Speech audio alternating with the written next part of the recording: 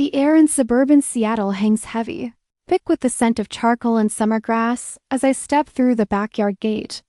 My diner uniform grease-stained, clinging to my skin like a second shame marks me as an outsider before I even open my mouth. I'm Myra, 28, and I've learned to brace for the sting of my family's laughter. Tonight, though, it's not just their words that cut. It's the twist of my sister Celeste's grip, the kind that steals my breath and leaves. My arm screaming. By the time the sirens wail through the dusk, I'm not just fighting for my hand. I'm fighting for the truth they've buried my whole life. The backyard sprawls before me, a postcard of American perfection, a manicured lawn, a smoking grill. Red, white, and blue bunting draped across the patio for the 4th of July barbecue. Neighbors and relatives balance paper plates piled with burgers and coleslaw, their laughter sharp as glass. I feel their eyes before I see them judging, waiting for me to trip over my own existence. My chest tightens, the same dread I've carried since I was 7, when Celeste first learned how to make her cruelty look like a game. Family gatherings aren't optional. My father Roland's voice echoes in my head, so I drove straight from my shift at the diner, the steering wheel still warm from the Puget Sound sun. I'm late, and I know it'll cost me. Celeste spots me. First, her sundress pristine, her manicured nails catching the light like tiny blades. She's standing by the cooler, surrounded by a knot of cousins and neighbors, her smile wide and venomous. "Well, look who dragged herself in," she calls, loud enough to slice through the chatter. "Still rocking that charming diner look, Mira?" The crowd chuckles, some nervous, some cruel. My cheeks burn, but I force a smile, clutching a plastic cup of iced tea, praying for a corner to disappear into. I've played this role too long, swallowing the humiliation, pretending it doesn't carve pieces out of me. Celeste isn't done. She weaves through the crowd, her heels clicking on the patio stones, her voice dropping to a stage whisper. "You should thank me, Myra. At least now you're the entertainment." The words land like a slap, and before I can retreat, her hand snakes out, grabbing my wrist. "Celeste, don't," I whisper, my voice already shaking. Her eyes glint with something dark, something I've seen since we were kids. "Oh, come on," she coos, mock sweet. "It's just a game, remember?" Her fingers tighten, and then she twists hard. Pain explodes up my arm, a white-hot jolt that steals my breath. I gasp, stumbling back, but she doesn't let go. The iced tea splashes across my shoes, the cup crumpling in my other hand. "Celeste, stop!" I choke out, but she only laughs, turning to the crowd. So sensitive as always. She sings, and the laughter spreads like wildfire. My father, Roland, leans against the grill, a beer in hand, and claps once, loud and deliberate. "She needed that," he says with a smirk. "Might teach her not to whine." The pain is a living thing now, clawing at my arm, but it's the eyes that hurt worse, dozens of them, amused, indifferent, watching me like I'm a sideshow. My mother, Evelyn, lounges on a wicker chair, her cocktail glass catching the fading light. "Pathetic girl," she mutters, barely looking up, always making a scene. The words sink into me, familiar as a bruise. I want to scream, to shove Celeste away, to hurl my ruined cup at her perfect face, but that voice, the one they've carved into me over years, whispers to stay quiet. If I react, I'll only prove them right. Dramatic, weak, a burden. I bite the inside of my cheek until I taste copper, forcing myself to stand still. The pain sharpens, my fingers stiffening, refusing to curl when I try. My vision blurs, not from tears, I won't let them fall, but from the panic creeping in, cold and heavy. This isn't just another of Celeste's games. Something's wrong. Terribly wrong. My hand feels foreign, like it belongs to someone else. I try to flex my fingers again, but they're locked, unresponsive. The crowd's laughter hums in my ears, a cruel soundtrack to my unraveling. Then I see her, a woman I don't know, standing near the edge of the patio, her plate of potato salad untouched. Her face is pale, her eyes fixed on my hand. She's not laughing. She steps forward, her voice cutting through the noise like a blade. Wait, stop! Celeste spins, annoyance flickering across her face. What's your problem? She snaps. We're just playing. The woman doesn't flinch. She kneels beside me, her gaze steady, clinical. This isn't a game. Look at her hand. I follow her eyes and see it. The swelling, angry and red, stretching my skin taut across my knuckles. My stomach lurches. She's fine. Roland barks, waving a hand like he's shooing a fly. Myra always pulls stunts like this. But the woman her name tag reads Nora. EMT ignores him. No, she's not fine, she says, her voice sharp enough to silence the crowd. She pulls out her phone, her movements deliberate. I'm calling 911. The world freezes. The laughter dies, replaced by an uneasy rustle of whispers. Phones that were raised to record me are lowered, slipped into pockets. Celeste crosses, her arms, her smirk faltering just for a second. My mother sighs, swirling her drink. Every time there's a party, she finds a way to ruin it, she mutters. The words hit like a fist, but Nora's presence anchors me. Can you feel this? She asks softly, brushing the back of my hand. I shake my head, the motion small, terrified. The crowd shifts, some guests stepping back, others murmuring. I catch fragments. Doesn't look right. Should we call someone? And for the first time, I see cracks in the wall my family has built around me. Roland's face darkens, his beer bottle slamming onto the grill. This is ridiculous, he growls. Should walk it off. But Nora's voice cuts through again, steady and unyielding. Put the phones down. Someone needs to call 911 now. The sirens come first, faint but growing, slicing through the Seattle evening. Red and blue lights spill across the lawn, painting the bunting in stark, accusing hues. The guests scatter. Like startled birds, some retreating to their cars, others pretending to check their phones. 2 paramedics rush through the gate, their boots heavy on the grass. A woman with sharp eyes kneels beside me. I'm Lisa, she says, her voice calm but urgent. Can you try moving your fingers?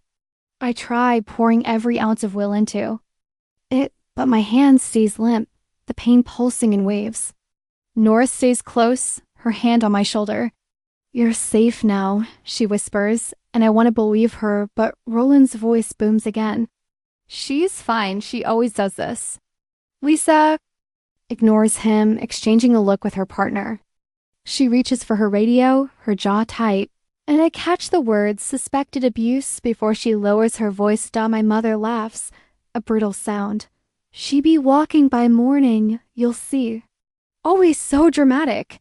The words are poison, meant to wound, but they don't land the way they used to.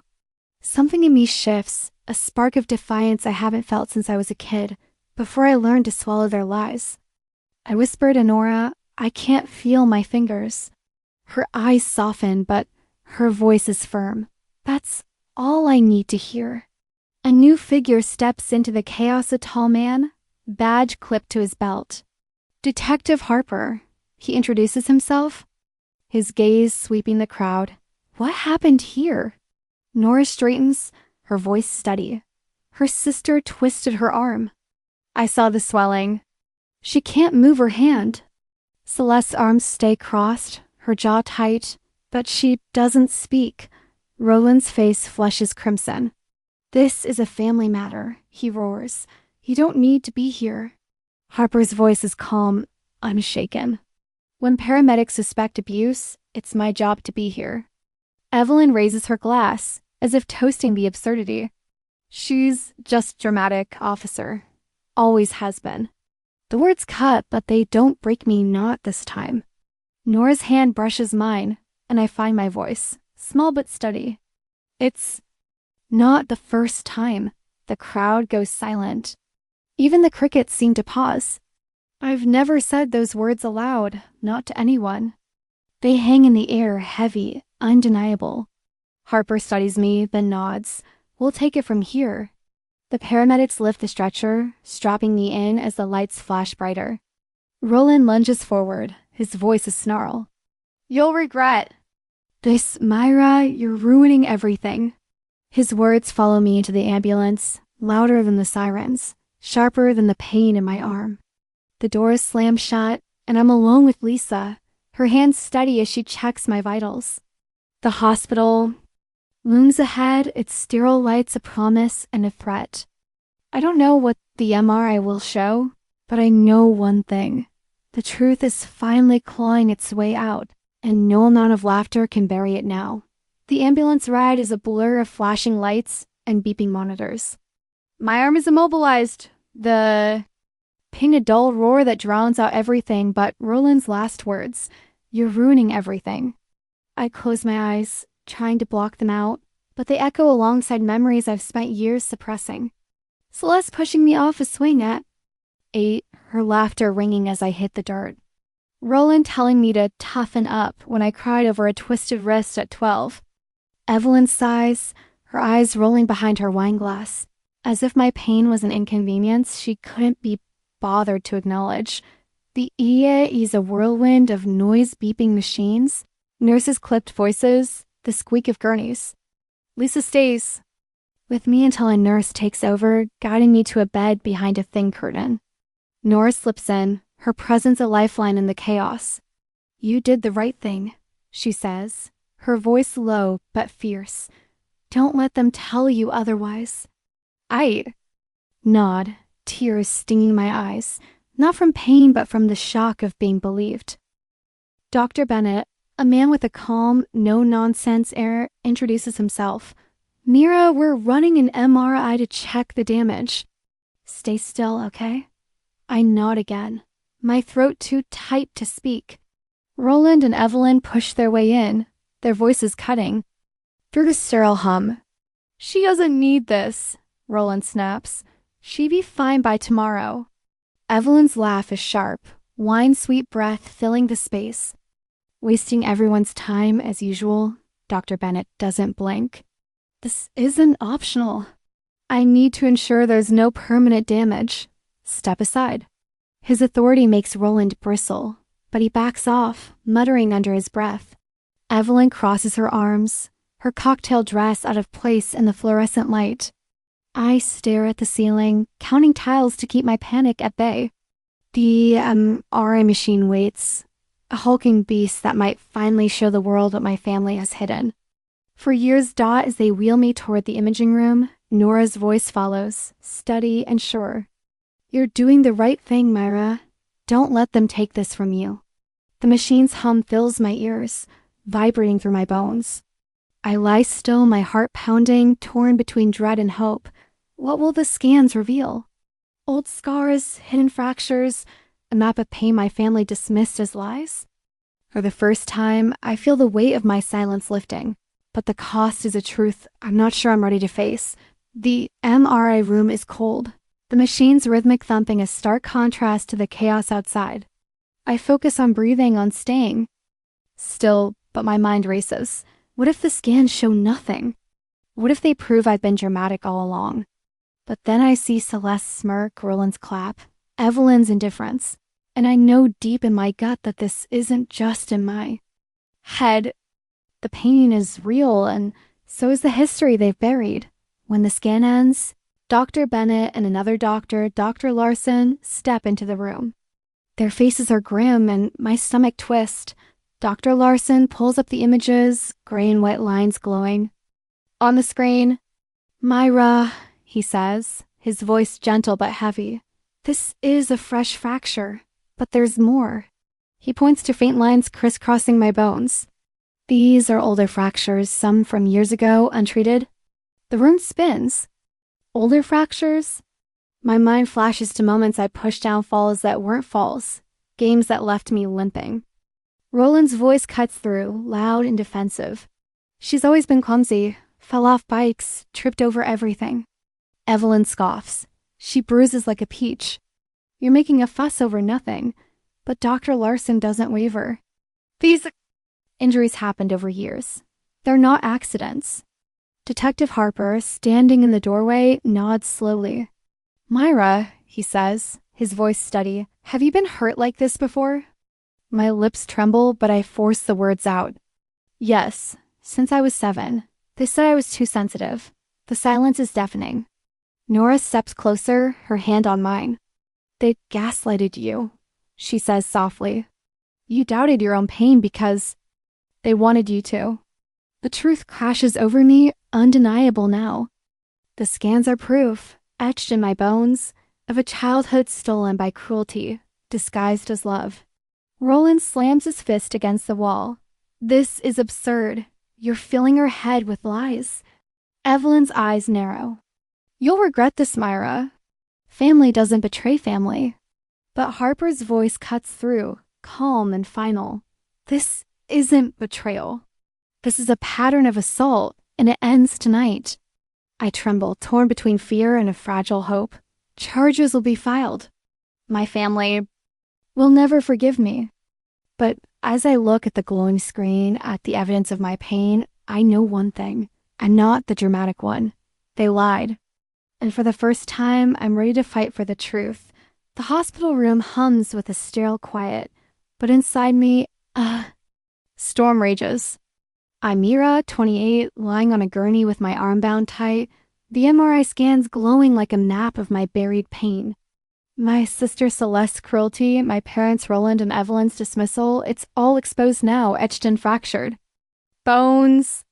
But as Detective Harper prepares to file charges, Celeste unveils a final weapon, a folder meant to paint me as unstable, a liar. The truth is my shield, but it's fragile, and the battle ahead will test every ounce of courage I've never dared to claim. In this Seattle night, with police lights flashing outside, I'm learning that freedom comes at a cost, and I'm not sure I'm ready to pay it. The fluorescent lights buzz overhead, casting harsh shadows across the hospital room. My arm throbs, immobilized in a sling, but it's the weight of Celeste's folder on the table that feels heavier. She stands in the doorway, her smirk sharp as ever, clutching papers that claim I'm the problem, unstable, dramatic, a girl who fabricates pain for attention. Roland's chest pops with triumph. Evelyn straightens like she's won a courtroom drama, and I feel the ground tilt beneath me. For a moment, I'm 7 again, crying over a twisted wrist while they laughed. "You're too sensitive?" Myra, the lie they fed me for years, threatens to choke me now. Detective Harper opens the folder, his face unreadable as he scans the pages. Medical notes, a psychologist's report, typed statements, all carefully crafted to make me look like a head case. My heart plummets. What if they believe this? What if the MRI scans, the video evidence, aren't enough? Nora, the EMT who saved me at the barbecue, stands by my side, her presence a quiet anchor. "They're lying," she whispers, her voice fierce but low. "Don't let them twist this." Harper slides the folder shut, his eyes steady. "Interesting," he says, his tone even, "but these don't change the MRI scans." He opens another folder, the one with the glowing images. Of my arm-fresh fractures, old scars, a history of abuse written in bone. These injuries didn't happen overnight. They tell a different story. Celeste's smirk falters just for a second. Roland's face darkens, and he slams his fist against the wall, the sound echoing like a gunshot. "This is ridiculous." He barks, but his voice cracks, betraying a flicker of doubt. Evelyn steps forward, her wine-colored jacket pristine, her voice dripping with disdain. "You'll regret this, Myra. Family doesn't betray family." Her words cut deep, slicing through the fragile resolve I've built. I want to shrink back, to apologize, to make it all go away. But then I see the scans again, the undeniable proof of years of pain. Nora's hand brushes mine, grounding me. "You're not alone," she says softly. "The truth is enough." Harper pulls out a flash drive, signaling a nurse to set up a small screen. My breath catches as the video starts. There I am, at the barbecue, my face contorted in pain as Celeste twists my arm. Guests laugh, Roland claps, Evelyn sips her cocktail, her smirk clear as day. The room shifts. Evelyn gasps, her hand trembling around a tissue she hasn't used. Roland's face turns ashen, his bravado crumbling. Celeste's eyes dart to the door as if she's calculating an escape. This is proof, Harper says, his voice calm but unyielding. Multiple guests recorded it. This isn't a family matter, it's assault.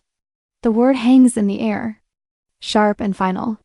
I tremble, not just from the pain in my arm, but from the weight of what's coming. Charges. A courtroom. A family that will never forgive me. But beneath the fear, something new stirs a quiet, fierce relief. They're not untouchable anymore. The hospital room feels smaller now, the walls closing in as Harper speaks to the nurses, preparing to file charges. Roland lunges toward me, his voice a low growl. You're ruining everything, Mira. Everything we built. His words echo his earlier threat, but they don't land the same. I'm not the little girl who believed I deserved this. Not anymore. Before I can respond, Celeste steps forward, her voice smooth and dangerous. Detective, you're making a mistake. Myra's been unstable for years. These records prove it. She taps the folder, her confidence returning. She's done this before, made up stories, caused scenes. Ask anyone. My throat tightens. I see flashes of my childhood birthdays ruined by Celeste's pranks. Bruises dismissed as clumsiness, my tears met with Roland's laughter. Have I been wrong all along? Did I imagine the pain? Harper doesn't flinch. The MRI doesn't lie. Neither does the video. He turns to me, his gaze steady. Myra, you said this wasn't the first time. Tell me more. My lips tremble, but I force the words out. Since I was 7. Celeste would push me, twist my arms, call it a game. They told me I was too sensitive, that I needed to toughen up. The silence is deafening. Even the machines seem to pause. Evelyn's lips part, but no words come. Roland looks away, his jaw clenched so tight, I think it might crack. Nora squeezes my hand, her voice low. They gaslighted you, Mira. You doubted your own pain because they wanted you to. Her words crack something open inside me, a flood of memories I've buried. The swing set at 8, when Celeste pushed me so hard I hit the ground, winded and crying. The game at 12, when she locked me in a shed for hours, laughing as I begged to be let out. The barbecue last year when she accidentally shoved me toward the fire pit, her smirk hidden from the crowd. Each time, Roland clapped. Evelyn sighed, and I learned to swallow my pain. The hospital curtain rustles, and Dr. Larson steps in, his face somber. Myra, the scans show fractures from different times, some years old, others more recent. This isn't a one-time injury. His words are a lifeline, pulling me back from the edge of doubt. I nod, tears spilling over, not from weakness, but from the shock of being seen. For the first time, I don't feel like I'm screaming into a void. Roland's voice cuts through, desperate now. She's always been clumsy. Fell off bikes, tripped over her own feet. Evelyn chimes in, her voice sharp. She bruises like a peach. You're blowing this out of proportion. But Harper's gaze doesn't waver. This is a pattern of assault, and it ends tonight. He picks up his phone, his expression resolute. We'll file charges tonight. The room spins. Charges mean exposure, a courtroom, a family that will brand me a traitor. I think of the neighbors' whispers, the social media posts already spreading Nora, the drama queen tearing her family apart. But then I see the scans again, the video playing on a loop in my mind. The truth is undeniable, and for the first time, I'm not alone in seeing it dot. As the nurses prepare to move me to a recovery room, Celeste makes her final play. She leans close, her voice a venomous whisper. You think you've won, Myra? You'll always be the weak one. Her words sting, but they don't break me. I meet her eyes, my voice steady. I'm not weak, I'm done being silent. Her smirk vanishes, replaced by something I've never seen interfere. The police arrive at the house that night, their lights painting the Seattle street in red and blue. I'm still in the hospital, but Nora tells me later how it unfolded. Roland shoves the door open before the officers can knock, bellowing about his rights. Evelyn plays the victim, dabbing at dry eyes, telling neighbors I'm dragging the family through the mud. Celeste, though, is calm too calm, handing over her folder like it's a trump card. But Harper's seen it all before. He lays out the MRI scans, the videos, and the room falls silent. The neighbors watch from their porches, their phones capturing every moment. I can imagine the posts, already family drama in Bellevue. Daughter accuses sister of assault. But the truth is heavier than their gossip. Celeste is arrested, the handcuffs clicking louder than Roland's protest. Evelyn's performance falters, her tissue useless against the reality of the charges. Roland's rage turns inward, his fists clenched, but he can't shout his way out of this. 3 years later, I sit in my small Seattle apartment, the afternoon sun striping the floor through the blinds. My arm has healed, but the scars inside and out remain. I keep the hospital wristband on my dresser, a quiet reminder of the night I found my voice. Nora, now a full-fledged paramedic, is my family now, not by blood, but by choice. She walks through the door, coffee in hand, her grin warm and easy. Black with 2 sugars, right? She asks, and I laugh, the sound free in a way it never was growing up. I work as a victim advocate at a Seattle hospital now, sitting with people who've been told their pain doesn't matter. I listen, I believe, and I fight for them, because I know what it's like to be dismissed. The trial was a storm. Celeste convicted of aggravated assault, sentenced to 5 years. Roland and Evelyn got probation for neglect, their reputation in tatters. They sent a message through a cousin. We only wanted to toughen you up. I deleted it without a reply. Some nights, the echoes come back, Roland's voice telling me to walk it off, Celeste's laughter, Evelyn's sighs. But I hold the wristband, reminding myself I survived. I run an online support group now, my phone buzzing with messages from others who've been silenced. I hit record, my voice steady. No one should have to prove their pain with broken bones. You're enough. The silence in my apartment isn't empty anymore, it's peace. I think of the lessons I've learned, the ones I share with those who reach out. Courage isn't loud. It's the quiet choice to speak when silence feels safer. Family isn't blood. It's the people who see you who stay. And healing isn't forgetting, it's using your scars to light someone else's way. As I set the phone down, I know I've lost the family I was born into, but I've gained something greater, myself.